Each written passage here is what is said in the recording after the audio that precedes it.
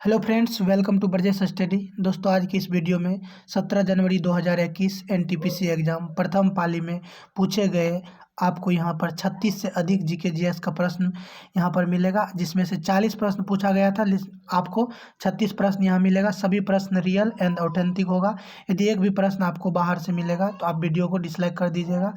यदि आपको सही लगेगा, अच्छा लगेगा, तो आप इस वीडियो को लाइक कर दीजिएगा और चैनल को सब्सक्राइब कर लीजिएगा। चलिए प्रारंभ करते हैं और देखिए आज किस तरह से बिल्कुल आसान प्रश्न पूछा गया है। आपको घबराने की बात नहीं है, आप जैसे पढ़ रहे हैं वैसे पढ़ते रहिए। चलिए, पहला प्रश्न था, कोलकाता में फोर्ट विलियम किस गांव के स्थान पर बनाया गया था?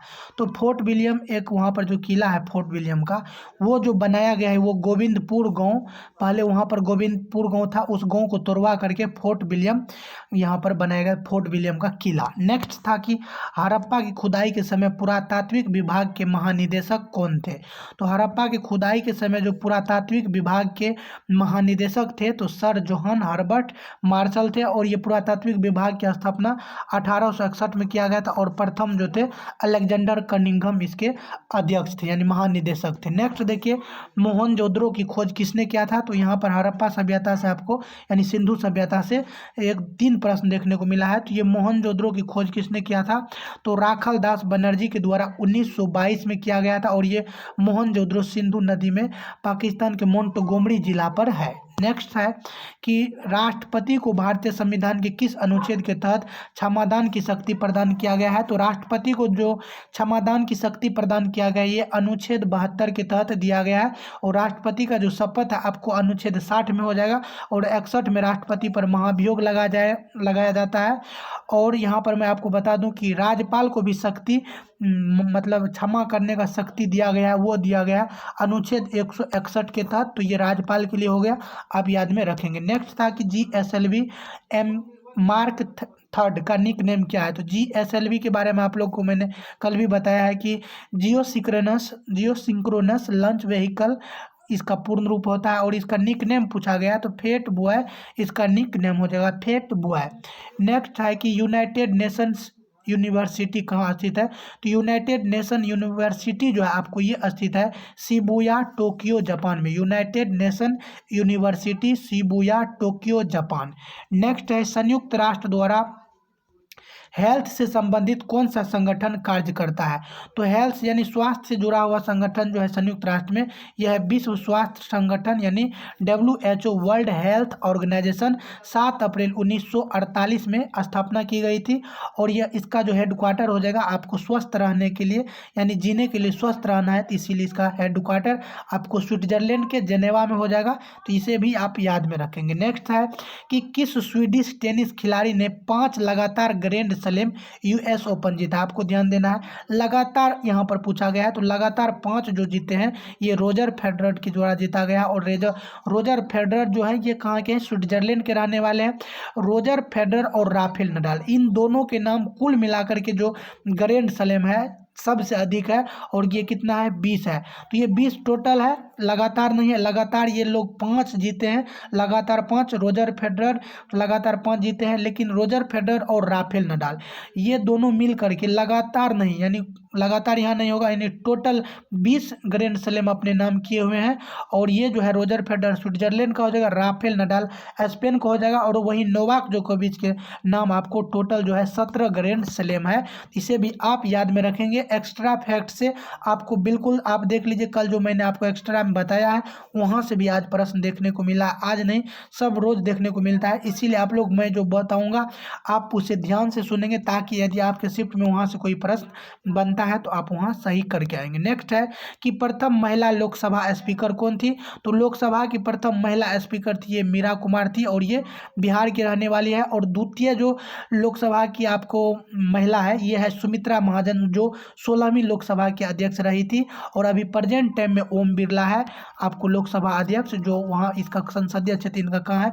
कोटा में है। नेक्स्ट देखिए कि शरद अरविंद बोबड़े से पहले 46वें मुख्य न्यायाधीश कौन थे? तो शरद अरविंद बोबड़े से पहले जो है आपको 46वें मुख्य न्यायाधीश थे रंजन गोगोई। तो रंजन गोगोई ये आपका असम से संबंधित, असम के हैं। और ये शरद अरविंद बोबड़े जो है, आपसे यहाँ से प्रश्न पूछा जा सकता है किस उच्च न्यायालय के न्यायाधीश रह चुके हैं। तो ये MP यानी मध्य प्रदेश उच्च न्यायालय, मध्य प्रदेश का उच्च न्यायालय आप लोग जानते होंगे कि जबलपुर में है, और मध्य प्रदेश का राजधानी भले भोपाल में, लेकिन इसका जो उच्च न्यायालय आपको जबलपुर में हो जाएगा मध्य प्रदेश का। तो वहाँ ये मुख्य न्यायाधीश रह चुके हैं उच्च न्यायालय के मध्य प्रदेश में।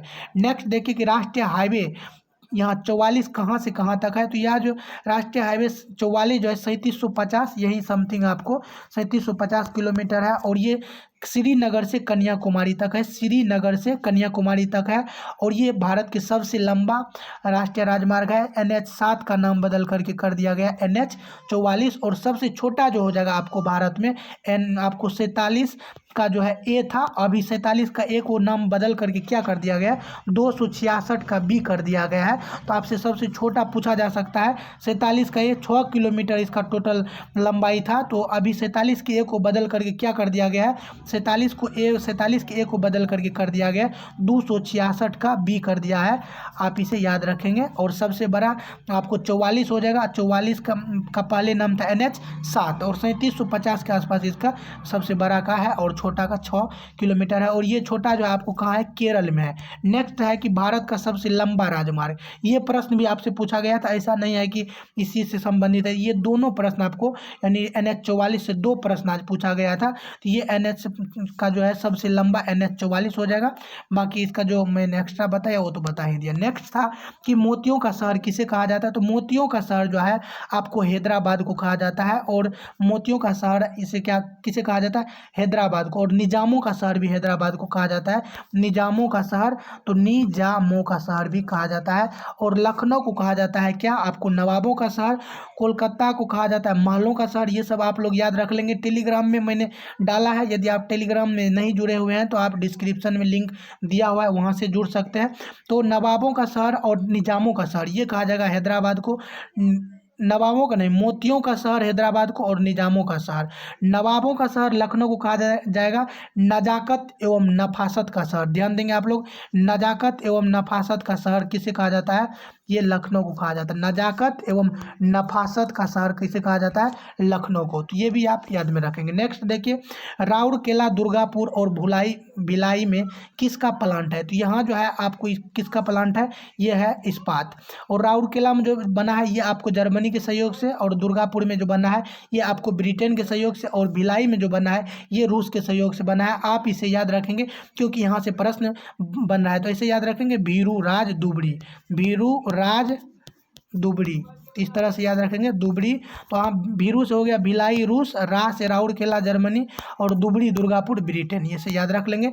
नेक्स्ट था कि स्टार्टअप इंडिया पर किस मंत्रालय, स्टार्टअप इंडिया किस मंत्रालय द्वारा संचालित किया जाता है। तो ये किया जाता है ministry of commerce and industry, यानी वाणिज्य एवं औद्योगिक मंत्रालय के द्वारा ये किया जाता है स्टार्टअप इंडिया, वाणिज्य एवं औद्योगिक मंत्रालय के द्वारा, यानी कॉमर्स एंड इंडस्ट्री मंत्रालय। नेक्स्ट देखिए कि कौन सा विद्युत उपकरण विद्युत प्रवाह के ताप प्रभाव के सिद्धांत पर कार्य करता है। यहाँ ताप होगा तो यहाँ पर नहीं करता, ये पूछा गया है। तो यहाँ वहाँ पर आपको हीटर था, तो हीटर और जो ऑप्शन में था वो सब आपको वो सब काम करता है, लेकिन पंखा जो है आपको ये काम नहीं करता है विद्युत प्रवाह के ताप सिद्धांत पर। नेक्स्ट देखिए, प्रथम रोबोट जिसे मानव का दर्जा दिया गया, तो ये सोफिया रोबोट है, और ये सऊदी अरब के द्वारा ये दिया गया है, तो ये आप याद में रखेंगे।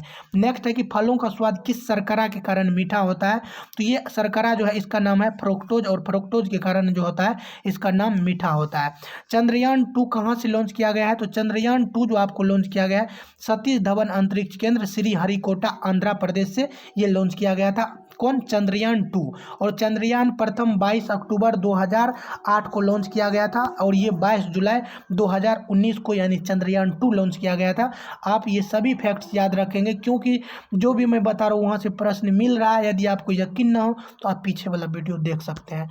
नेक्स्ट देखिए कि मुंबई में रैयतवाड़ी व्यवस्था कब शुरू की गई है। तो इसका सही जवाब आपको देखिए ये 1835 मिल रहा है, लेकिन आप लोग भी एक बार इसे कन्फर्म कर लेंगे कि ये प्रथम रैयतवाड़ी व्यवस्था जो है मुंबई में कब प्रारंभ किया गया। तो वैसे ये किया गया था आपको कहाँ, ये 1820 में ही टॉमस मुनरो के द्वारा मद्रास में किया गया था, लेकिन मुंबई में पूछा गया तो 1835 ये मेरे अकॉर्डिंग आपको आंसर हो जाएगा। आप लोग एक बार इसे क्या करिएगा, मिला लीजिएगा, क्योंकि यहाँ पर थोड़ा कहीं कहीं दूसरा चीज़ दे रहा है लेकिन अधिकांश जगह 35 दे रहा है, तो आप लोग भी इसे कंफर्म कर लेंगे। नेक्स्ट देखिए कि गिफिन वस्तुएं क्या है।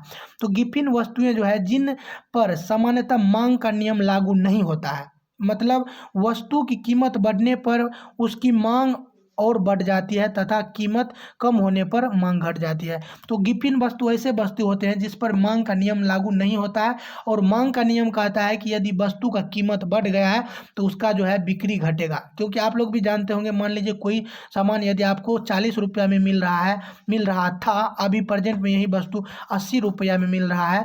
आप पहले ये 40 रुपया का 5 वस्तु खरीदते थे, अभी यदि 80 रुपया का मिल रहा है तो आप निश्चित रूप से कम वस्तु खरीदेंगे यदि आप नॉर्मल है तो, नहीं तो वैसे तो अपवाद के लिए कोई कहा नहीं जा सकता है। तो ये जो गिफिन वस्तुएं होता है कि इसमें मांग का नियम लागू नहीं होता है, मांग बढ़ता है, यदि दाम बढ़ता है तो मांग भी बढ़ जाता है, मांग घटता है तो दाम भी घट जाता है। क्योंकि वहाँ होता है कि वहाँ अधिक पैसा वाला लोग होता है, मांग जैसे दाम बढ़ा तो और वो खरीदेगा, यदि मांग घट गया तो सोचेगा ये घटिया वस्तु है, इसे खरीदना ही नहीं है। वैसे जनरली आप लोग देखते होंगे किसी वस्तु का यदि मूल्य, सब्जी का मूल्य बाजार में आप लोग देखे होंगे कि जैसे घटता है तो लोग ज़्यादा खरीदने लगता है। तो लेकिन यहाँ गिफिन वस्तु में ये सब कुछ नहीं लागू होता है, तो आप इसे समझ गए होंगे। नेक्स्ट है कि विद्युत धारा का एसआई मात्रक क्या होता है। तो विद्युत धारा का एसआई मात्रक आपको क्या हो जाएगा, एम्पियर हो जाएगा। नेक्स्ट देखिए कि वोल्ट मीटर किसको मापने का उपकरण है। तो वोल्ट मीटर विभव या विभवांतर को मापने के लिए प्रयोग किया जाता है, विभव या विभवांतर। नेक्स्ट देखिए कार्गो सेवा किससे संबंधित है। तो कार्गो सेवा जो हो जाएगा आपको जहाज, विमान, ट्रक के द्वारा माल उत्पाद को परिवहन करना क्या कहलाता है, कार्गो सेवा कहलाता है। जहाज, विमान, ट्रक के द्वारा माल का उत्पाद और परिवहन करना कार्गो सेवा कहलाता है। नेक्स्ट देखिए लाल सागर, ये फैक्ट्स कल भी मैंने बताया था। लाल सागर को भूमध्य सागर से कौन जोड़ता है, तो ये सुएज नहर। और कल पूछा गया था आधिकारिक रूप से सुएज नहर को कब खोला गया था, तो ये 1868 में, और बना था 69 में। भारत की नवीन वलित पर्वत श्रृंखला कौन सी है। तो नवीन वलित पर्वत यानी मोरदार पर्वत यानी सबसे युवा पर्वत, ये हो जाएगा आपको कहाँ, हिमालय हो जाएगा। अगला है कौन सर्च इंजन नहीं है। तो सर्च इंजन वहाँ पर ऑप्शन में आप लोग देख लीजिएगा क्या क्या दिया हुआ था, लेकिन इंस्टाग्राम दिया हुआ था, तो इंस्टाग्राम सर्च इंजन नहीं है। वैसे याहू हो जाएगा, MSN हो जाएगा, AOL हो जाएगा, मोजेरा हो जाएगा, उसके बाद आपको क्या हो जाएगा, ये ब्राउजर, ये सभी क्या है आपको सर्च इंजन हो जाएगा। क्रोम भी है सर्च इंजन आता है, तो ये सभी आप याद में रखेंगे। किसके द्वारा इंटरनेट से डाटा ट्रांसफर किया जाता है। तो ईमेल के द्वारा इंटरनेट से डाटा को क्या किया जाता है, ट्रांसफर किया जा सकता है। नेक्स्ट देखिए कि प्लास्टर ऑफ पेरिस का प्रयोग किसमें किया जाता है। तो प्लास्टर ऑफ पेरिस का जो प्रयोग वहाँ पूछा गया था कि किसमें नहीं किया जाता है। तो खिलौना बनाना ऑप्शन में था, इसका रंग सफ़ेद होता है, हड्डी जोड़ने में, तो यहाँ ये तीनों जगह तो किया जाता है, लेकिन चौथा ऑप्शन जो था वो आपका सही जवाब हो जाएगा। तो यदि आप वो लगाए होंगे तो वो आपका सही जवाब होगा। बाकी प्लास्टर ऑफ पेरिस का आप लोग देख लीजिएगा कि आपका क्या प्रश्न में ऑप्शन था, ये तीनों ऑप्शन में था, लेकिन चौथा ऑप्शन जो होगा वो आपका सही जवाब था। जनसंख्या वृद्धि दर किससे मापी जाती है, यहाँ ध्यान देंगे, टाइपिंग में थोड़ा मिस्टेक है। जनसंख्या वृद्धि दर किससे मापी जाती है, तो ये माल्थस के जनसंख्या वृद्धि से मापा जाता है, माल्थस के जनसंख्या वृद्धि। अगला था कि यूनेस्को के मानव और बायोस्फीयर रिजर्व प्रोग्राम में शामिल 11वें बायोस्फीयर रिजर्व कौन सा है। तो ये जो 11वें बायोस्फीयर रिजर्व है ये कंचनजंगा बायोस्फीयर रिजर्व है, जो आपको सिक्किम में है, और टोटल भारत में 18 बायोस्फीयर रिजर्व है, जिसमें से कुल मिलाकर के इसे 2000 आपको कब शामिल किया गया था, 2018 में शामिल किया गया था कंचनजंगा को, और ये 11वें है। टोटल बायोस्फीयर रिजर्व भारत में 18 है, जिसमें से अभी 12 को शामिल कर लिया गया है, और 12वां जो है ये आपको पन्ना बायोस्फीयर रिजर्व हो जाएगा, जो मध्य प्रदेश में है। और पन्ना जो है आपको ये हीरा के लिए भी प्रसिद्ध है, ये भी आप लोग याद रखेंगे। चलिए नेक्स्ट था कि उच्च सरकारी पदों पर आसीन व्यक्तियों द्वारा किए जा रहे भ्रष्टाचार की शिकायतें सुनने एवं उस पर कार्रवाई करने हेतु किस पद का सृजन किया गया है। तो ये लोकपाल पद का सृजन किया गया, और प्रथम लोकपाल जो है भारत के कौन बने हैं, पिनाकी चंद्र घोष बने हैं। PC घोष भी आपको देखने को मिलेगा, पिनाकी चंद्र घोष बने हैं, ये याद रखेंगे। और लोकपाल का जो इसका जो अवधि होता है ये 5 वर्ष के लिए या आपको 70 वर्ष के लिए।